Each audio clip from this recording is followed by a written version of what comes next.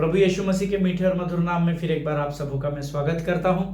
प्रभु का धन्यवाद देता हूं इस सुंदर और पवित्र समय के लिए। परमेश्वर फिर एक बार अपने वायदे के अनुसार हमारे मध्य में उपस्थित है प्रियो। और आज परमेश्वर ने फिर एक बार मेरे और आपके जीवन में यह समय दिया कि हम उसके साथ इस संगति को करके अपने आप को उसके करीब लेकर जा सके। हालेलुया। संसार और शरीर की अभिलाषाओं में अपने रोज के जीवन की जरूरतों को पूर्ण करने के लिए शत्रु ने हम सबों को इतना बिजी कर दिया है, पर मैं यहोवा का धन्यवाद देता हूँ कि उसने ये समय हमें दिया कि हम अपने आप को संसार से अलग करके उसके लिए उसके साथ हम बैठ सके और उसके वचनों को सुनकर आशीष और आदर को प्राप्त कर सके। हालेलुया। प्रियो, वचन कहता है स्तुतियों के बीच में विराजमान रहने वाला वो महान और जीवित परमेश्वर है। हालेलुया। और वो उस स्थान को छोड़कर हमारे मध्य में आता है, वो स्थान जहां पर 24 घंटे प्राचीन उसकी आराधना में स्वर्गदूत, उसकी आराधना में लाखों और करोड़ों स्वर्गदूत उसकी आराधना में व्यस्त रहते हैं। हालेलुया। प्रभु का धन्यवाद दे कि उन सबों से अधिक परमेश्वर आपसे और मुझसे प्रेम करता है। और जैसे ही हम उसके नाम में इकट्ठा होते हैं, वो स्वर्ग के सिंहासन को छोड़कर धर्मी के स्तुति रूपी सिंहासन पर विराजमान होता है। हालेलुया। आमीन। पिछले दिनों में हमने जो अध्ययन किया, मैं यहोवा का धन्यवाद देता हूँ। बहुत सारी गवाहियाँ मेरे पास आई और मैं प्रभु का धन्यवाद देता हूँ। जब मैं पिछले वर्ष की गवाहियों को देख रहा था जनवरी महीने के 2023 में, उसके कंपैरेटिवली 2024 का ये जो पहला अध्ययन हमने किया, इसके बाद मुझे इतनी सारी गवाहियाँ लोगों के द्वारा पहुंचाई गई है, फ़ोन कॉल्स के द्वारा, ईमेल्स के द्वारा।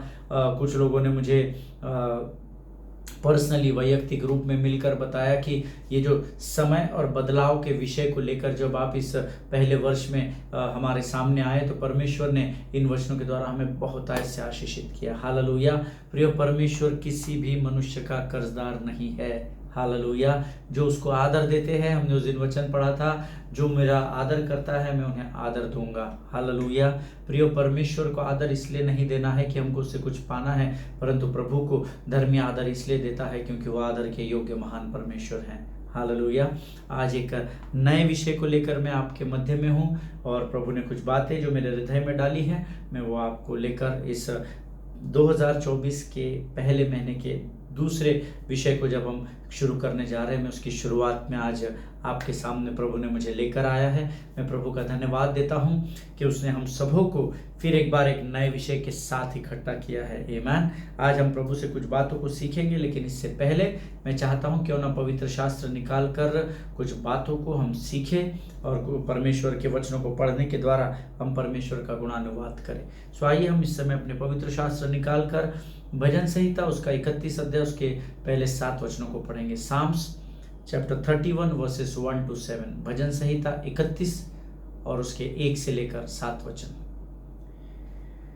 हे यहोवा, मेरा भरोसा तुझ पर है, मुझे कभी लज्जित होना न पड़े। तू अपने धर्मी होने के कारण मुझे छुड़ा ले। अपना कान मेरी ओर लगाकर तुरंत मुझे छुड़ा ले, क्योंकि तू मेरे लिए चट्टान और मेरा गढ़ है। इसलिए अपने नाम के निमित्त मेरी अगुवाई कर और मुझे आगे ले चल। जो जाल उन्होंने मेरे लिए बिछाया है, उससे तू मुझको छुड़ा ले, क्योंकि तू ही मेरा दृढ़ गढ़ है। मैं अपनी आत्मा को तेरे ही हाथ में सौंप देता हूँ। हे यहोवा, हे सत्यवादी ईश्वर, तूने मुझे मोल लेकर मुक्त किया है। जो व्यर्थ वस्तुओं पर मन लगाते हैं, उनसे मैं घृणा करता हूँ, परंतु मेरा भरोसा यहोवा ही पर है।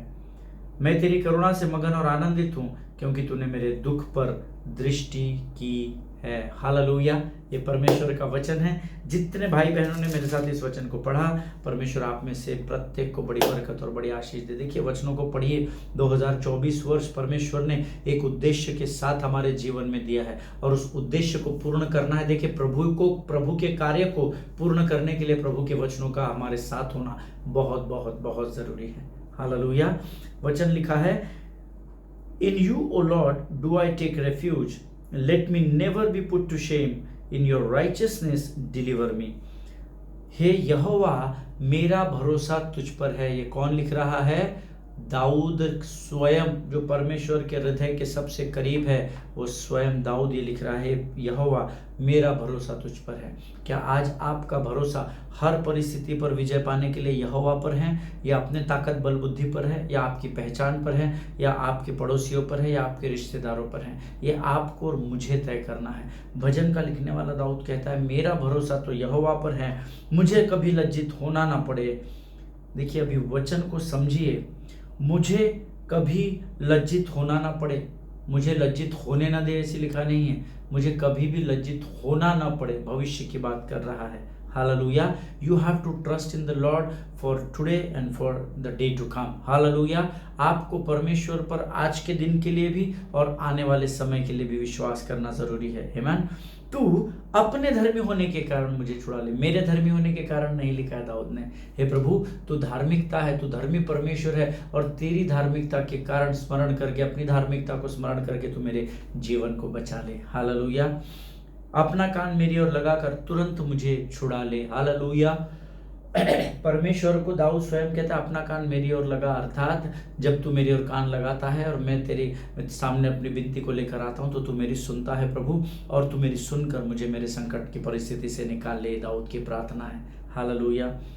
क्योंकि तू मेरे लिए चट्टान और मेरा गढ़ है, इसीलिए अपने नाम के निमित्त मेरी अगुवाई कर और मुझे आगे ले चल। क्योंकि तू मेरे लिए चट्टान और मेरा गढ़ है।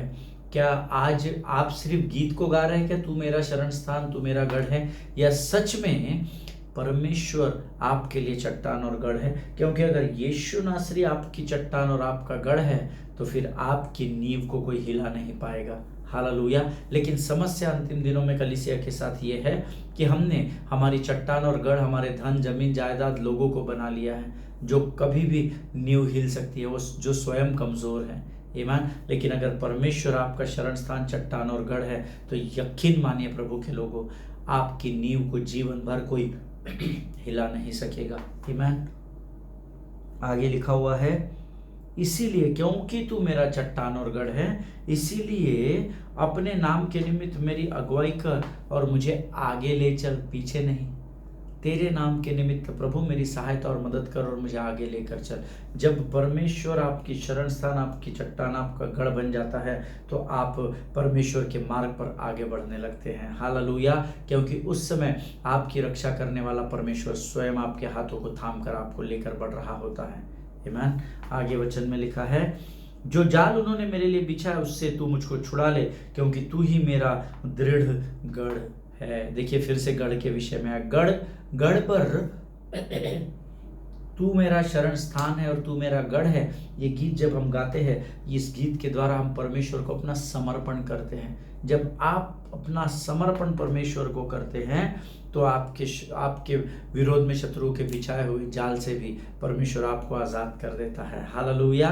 वो शत्रु को ही उसके जाल में फंसा देगा और वो आपको उसमें पड़ने से बचा लेगा। ये प्रभु का वायदा है। लेकिन आपको प्रार्थना करनी होगी, आपको प्रभु के साथ समय बिताना होगा, ऐसा वचन में लिखा है। आमीन।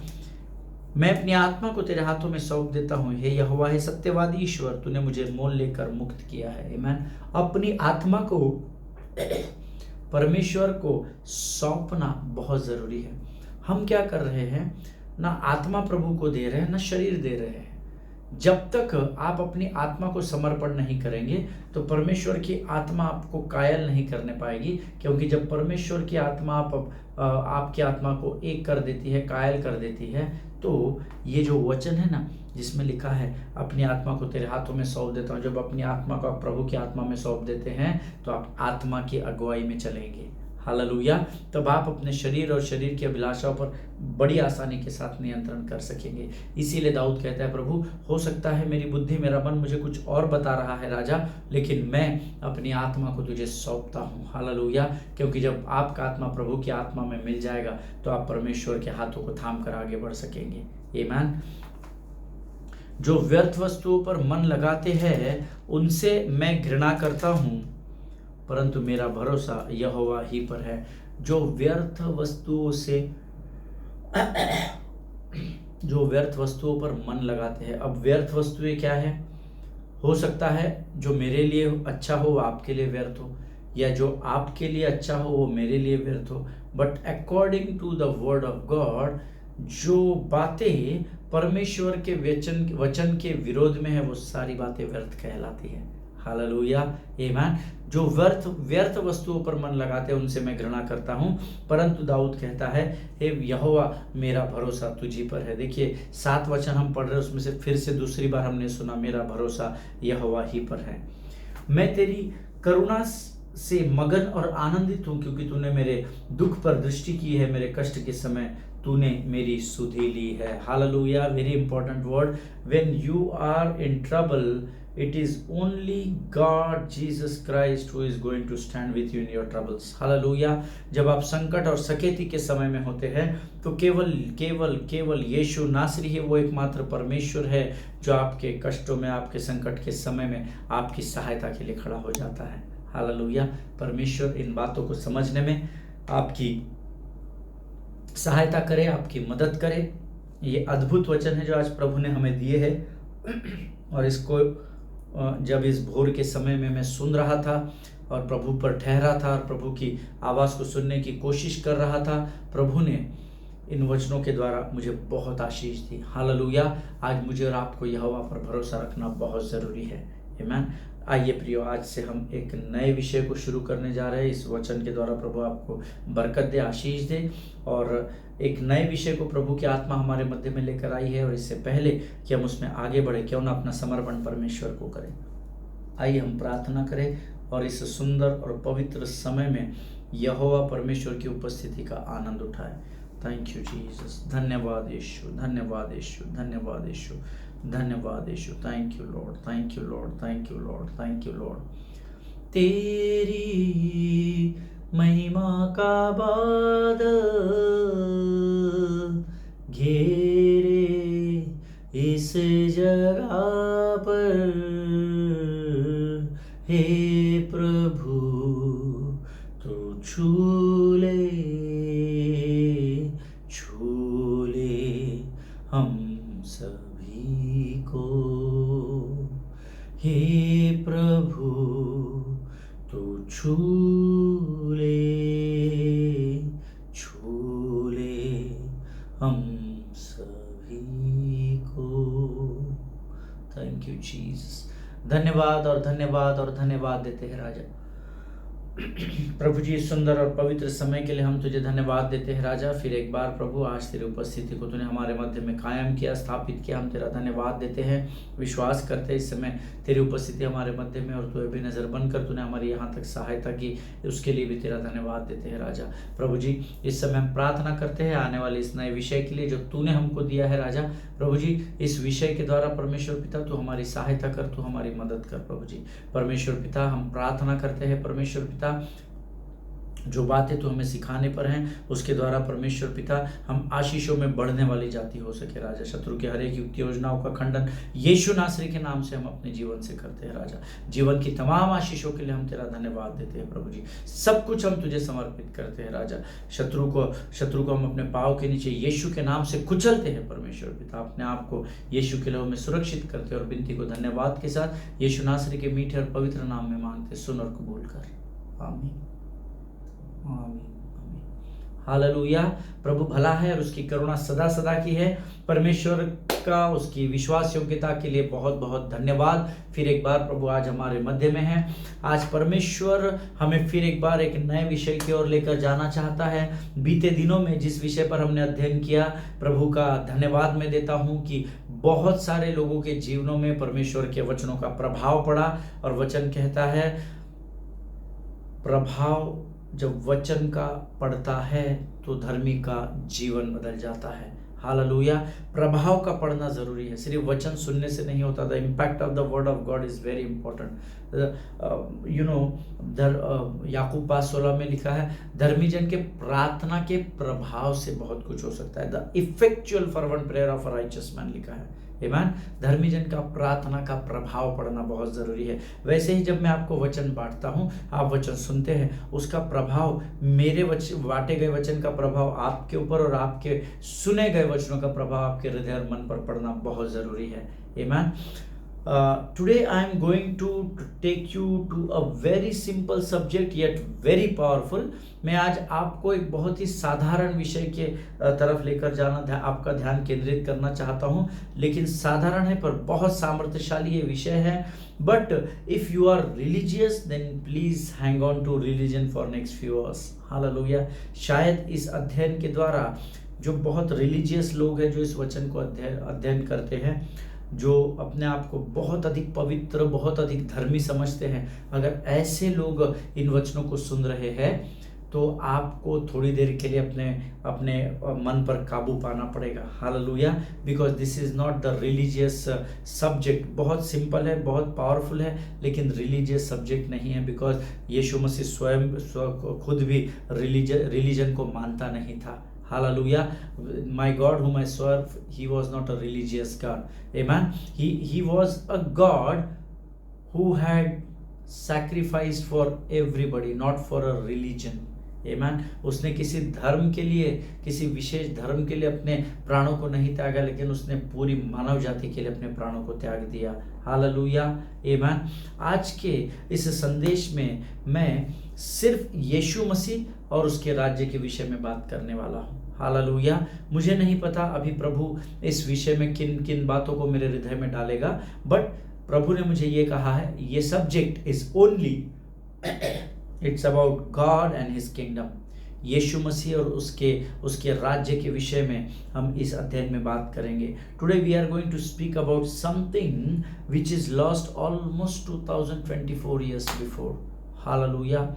आज हम उस विषय के बारे में बात करेंगे जिसको हमने 2024 साल पहले, ये जो नया साल शुरू हुआ है, हमने 2024 साल पहले ही उन बातों को खो दिया है. बट हमको शत्रु ने इस भ्रम में रखा है कि हम अभी भी हम प्रार्थना कर रहे हैं, आराधना कर रहे हैं, ताली बजा रहे हैं, हाथ उठा रहे हैं, सिर को झुका रहे हैं, है ना, अपने आप को सजदा प्रभु के सामने कर रहे हैं. शत्रु हमें भरमा कर ये कन्विंस करना चाहता है कि whatever you and I we are doing, you and I are doing, that everything is perfect.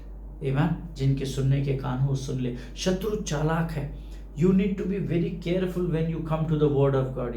जब आप परमेश्वर के वचन के पास आते हैं, सचेत हो जाइए, क्योंकि उसी वचन से शत्रु आपको बरगलाने की तैयारी में लगा रहता है. हालेलुया. जिनके सुनने के कान हो सुन ले. परमेश्वर का धन्यवाद हो, उसने यह 2024 का वर्ष हमें दिखाया ताकि जो कुछ हमने पिछले हजारों वर्ष में खो दिया है उसको हम एक बार फिर प्राप्त कर सके. हालेलुया. हमने जो पहला ही अध्ययन इस वर्ष में, इस पहले महीने में किया, that was about the importance of time and change. आमीन. कैसे ये बदलाव और ये समय हमारे जीवन की बहुत ही दो मुख्य बातें हैं, इस विषय में हमने सीखा. और इस अध्ययन में हम सीखेंगे कि जो कुछ शत्रु ने हमसे पिछले बहुत सारों वर्षों में चुरा लिया, उसको कैसे हम फिर एक बार इस 2024 में प्राप्त कर सके. Hallelujah. See, I started going to church in 1998. Around 1999 में मैंने कलीसिया में जाना शुरू किया.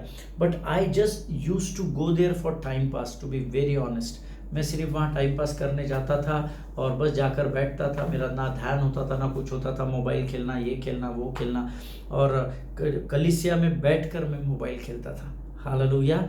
एंगेज QD एक नोकिया का मोबाइल था, नोकिया कंपनी का, और वो गेम मोबाइल था, और उसमें मैं गेम्स खेलते बैठता था, है ना. जैसे चैलेंजिंग गेम्स जो होते थे, क्रिकेट होता था, फुटबॉल, ये सब मैं उसमें खेलता हुआ बैठता था. सो मैंने 1998-99 के दौरान मैंने कलीसिया में जाना शुरू किया. एंड मुझे कोई यीशु मसीह में इंटरेस्ट नहीं था, कोई लगाव नहीं था, कोई लेना देना नहीं था. Because I come from a very rigid ब्राह्मण बैकग्राउंड, और मुझे पता था कि मेरी पूजा और मेरी अर्चना क्या है, और ये लड़कियों के नाम नहीं है. अर्थात मेरे परमेश्वर के प्रति, जिसको मैं परमेश्वर समझता था, उसके प्रति मेरी जो श्रद्धा है, मैं उसके प्रति बड़ा डेडिकेटेड था. इसलिए मुझे यीशु मसीह में कोई 1 रुपए का इंटरेस्ट नहीं था. But you know, I never thought that one day God will use me as a vessel for his kingdom. मैंने ये अपने जीवन में कभी भी नहीं सोचा कि मैं, एक रिजिड ब्राह्मण बैकग्राउंड से आने वाला एक व्यक्ति, कभी अपने जीवन में यीशु मसीह को केवल अपना परमेश्वर स्वीकार नहीं करेगा, पर वो परमेश्वर जिसने मुझे चुना, वो भी मुझे एक पवित्र बर्तन के ना उसके राज्य के लिए इस्तेमाल करेगा। हालेलुया। कभी भी मैंने इस बात को सोचा नहीं था, but God because why it had happened, because I was not aware of the word of God। मैं प्रभु को, यीशु मसीह को गंभीरता से नहीं देखता था। मैं प्रभु यीशु मसीह को परमेश्वर समझता भी नहीं था। मुझे लगता था हाँ होएगा, कोई कलवरी पर लटका दिया होगा, कुछ किया होगा, है ना। क्योंकि जब मैंने पहली बार वो स्टैचू देखा था तो उसमें उसके शरीर पर कपड़े भी नहीं थे। मैंने बोला होगा कुछ भयंकर पाप की सजा मिली होगी, ये वो। मुझे नहीं पता था वो मेरे ही पाप के लिए कलवरी पर मारा गया और चढ़ाया गया था। Hallelujah. I never thought that God will use me, but because I was not aware of the word of God, never heard before any messages about the kingdom or the king of the kingdom, मैंने कभी भी राजा के और राजा के राज्य के विषय में कभी भी नहीं सुना था। So I used to go to different churches as per my convenience। तो मैं क्या करता था, मुझे वचन मालूम नहीं था, मुझे यीशु मसीह मालूम नहीं था, तो मैं अलग अलग कलीसिया में जाता था। कभी इधर चले गए, कभी किसी ने बोला उधर भी चर्च होता है, मैं रोमन कैथलिक चर्च चला गया, मैं पेंटिकॉस्टल चर्च चला गया, मैं इधर उधर घूमता रहा। मुझे कुछ नहीं मालूम था क्या होता है क्या नहीं होता है, but whenever I used to go, मैं थोड़ा सा उनको सुनता था, गेम खेलता था, फिर थोड़ा सुनता था।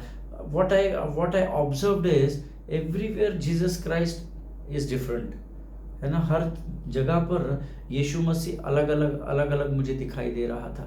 ये इनकी बातें अलग है, इनकी बातें अलग है, इनके डॉक्टराइन्स अलग, इनके डॉक्टराइन्स अलग। And I was so much confuse, because जिस बैकग्राउंड से मैं आता हूँ, मैं जिस भी मूर्ति के आगे दंडवत करता था या जिस भी मूर्ति को परमेश्वर मानता था, मुझे उनके बारे में पता था। तो मैं ये सोच में पड़ गया, कंफ्यूज हो गया, यार ये बोलते हैं हमारा यीशु मसीह परमेश्वर है, पर इनके खुद के जो बातें ये बता रहे हैं, ये सब अलग अलग बातें यीशु मसीह के बारे में बता रहा है। कोई कुछ बता रहा है, उसका डॉक्ट्राइन्स कुछ है, इसकी शिक्षा एक अलग है, इसकी शिक्षा है। I was so much confuse, और अलग अलग स्थानों पर जाने के कारण मैं कंफ्यूज हो गया और ये सोचने लगा कि क्या ये मसीह लोग कहते हैं कि यीशु परमेश्वर है, तो क्या ये सच है? यीशु मसीह, ये लोग कहते हैं कि यीशु नासरी परमेश्वर है, यीशु मसीह दोबारा आने वाला है, यीशु मसीह संसार के पाप को लेकर चला गया, यीशु मसीह न्याय करने के लिए आने वाला है, यीशु मसीह हमें स्वर्ग में, क्योंकि वो टाइम हमको अनंत जीवन शब्द हमने कभी सुना ही नहीं था, तो हमारे लिए तो यीशु मसीह स्वर्ग लेकर जाने वाला है, ऐसा मैंने सुना था उन दिनों में। एंड मैं ये सोचने लगा, पासवान कहते हैं ये चंगा करने वाला परमेश्वर है, लेकिन यार इनके चर्च में तो बहुत सारे बीमार लोग हैं, कोई खास रहा है, कोई स्ट्रेचर पे है, कोई ऐसा है, कोई वैसा है। ये कलीसिया में कहते हैं यीशु मसीह शांति देने वाला परमेश्वर है, लेकिन यहाँ तो लोग बहुत विचलित है, बहुत अशांत दिख रहे हैं। मैंने कई लोगों को उन दिनों में सुना, मेरे परिवार में ऐसा चल रहा है, बिल्कुल अशांति है, बच्चे सुनते नहीं है, पति जल्दी घर आता नहीं, जो भी बातें मैंने सुनी। सो मैं बहुत कन्फ्यूज हो गया, टू बी वेरी ऑनेस्ट। ये कहते हैं चंगा करने वाला है, लोग बीमार पड़े हैं, ये कहते हैं ये शांति देने वाला है, यहाँ लोगों के मन अशांत है, ये कहते हैं ये धनवान करने वाला है, यहाँ तो भिखारी लोग आते हैं इनके चर्च में, सब गरीब लोग दिख रहे हैं, सब ऐसे साधारण से भी नीचे के लोग दिख रहे हैं। सो बहुत सारे क्वेश्चंस उस समय मेरे मन को कमज़ोर करने लगे। एंड इट हैपन्स, आज भी बहुत सारे ऐसे धर्मी लोग हैं जो खुद धर्मी हैं, खुद ने बपतिस्मा लिया है, खुद ने उद्धार भी पाया है, लेकिन जब परिस्थिति विकट हो जाती है, मेरे और आपके सोच के अनुसार नहीं होती है, तो हम भी सोचने लगते हैं। आमीन। मैं तो उस समय नया था, मुझे तो वचन भी मालूम नहीं था, मुझे तो यीशु मसीह भी ढंग से मालूम नहीं था, तो मेरा मन उन सारी बातों को आंखों से देखकर धीरे धीरे कमज़ोर होने लगा। In my early days of going to different churches, जब मैं अपने शुरुआत के दिनों में अलग अलग चर्चेस जाता था, one thing I never heard any of the churches, whether it is a Pentecostal, whether it is Baptist church, whether it is a CNI church, whether it is Methodist church, मैंने कहीं भी ये बात नहीं सुनी that somebody is speaking about the kingdom of God. Hallelujah. मैंने यीशु मसीह के विषय में सुना, चंगाई की बातें सुनी, बर्तमाई का सुना, लहू बहने वाली स्त्री का सुना, यूहन्ना, पतरस, लूका, ये सब मैंने सुना। पर उन दिनों में मैं जो अलग अलग कलीसिया में गया, आपका अनुभव अलग हो सकता है, ये मेरा अनुभव है कि मैंने कहीं पे भी यीशु मसीह के राज्य के बारे में, द किंगडम ऑफ गॉड के बारे में मैंने कहीं भी सुना नहीं कि स्वर्ग के राज्य की कोई बात कर रहा है। Hallelujah. I knew nothing about it, beloved people of God, in my early days of church.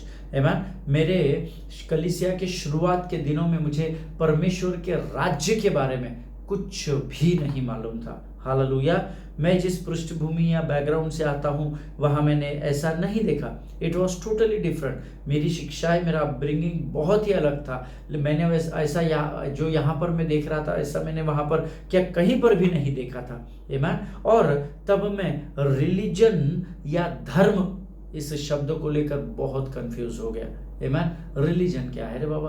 Religion बोलते हैं, हिंदू मुस्लिम करते हैं, सिख ईसाई बोलते हैं, ये सब धर्म क्या है? इस बात को लेकर मैं कलीसिया में तो जा रहा था, क्योंकि मुझे तो उस समय कलीसिया शब्द भी नहीं मालूम था, चर्च मालूम था, और मैं वहां पर जा रहा था, लेकिन I was very much confused in my mind about the word religion और धर्म के बारे में। आमीन।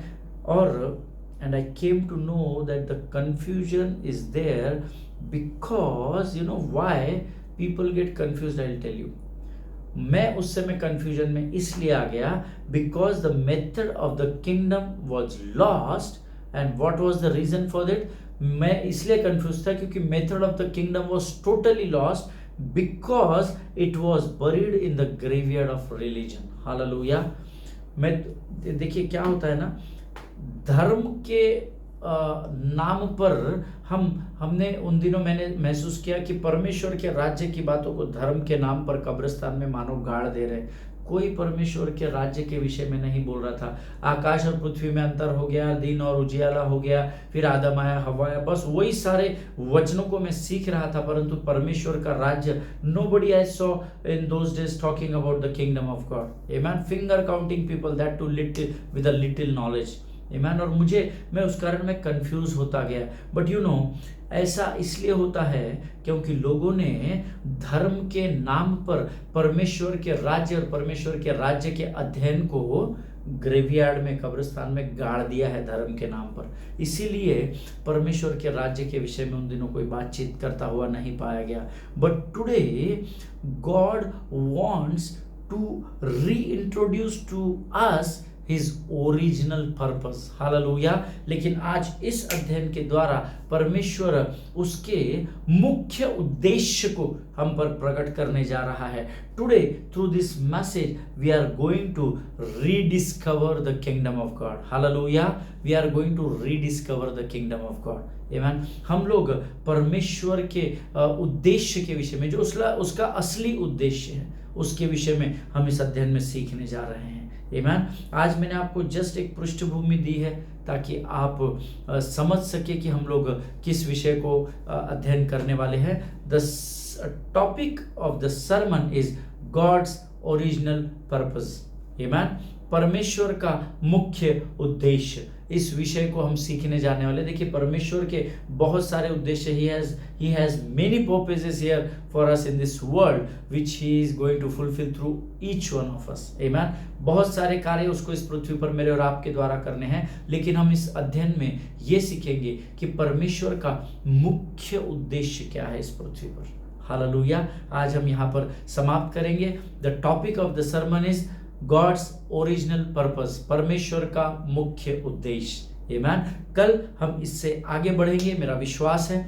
आज जिस अध्ययन को के पृष्ठभूमि को हमने थोड़ा सा समझने की कोशिश की है, मैं बहुत एक्साइटेड हूं कि प्रभु उसके उद्देश्य के, मुख्य उद्देश्य के बारे में हमको क्या बताने वाला है। Amen. And I believe so you are also excited. आमीन।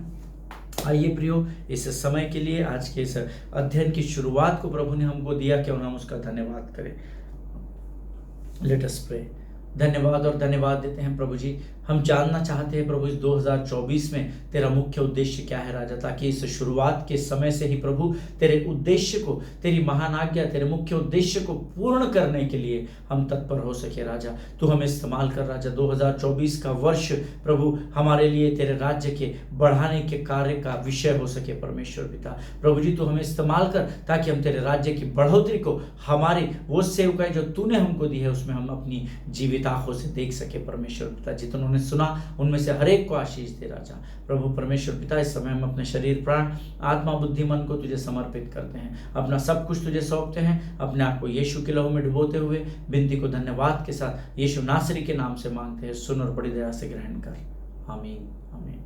हालेलुया। परमेश्वर आप सबों को बड़ी बरकत और बड़ी आशीष दे। हम कल एक बार फिर मिलेंगे। तब तक स्वस्थ रहे, सुरक्षित रहे, एक दूसरे के लिए प्रार्थना करते रहे। अपने पासबानों के लिए, उनके परिवारों के लिए जरूर प्रार्थना करें। सभी को जय मसीह की। God bless you all.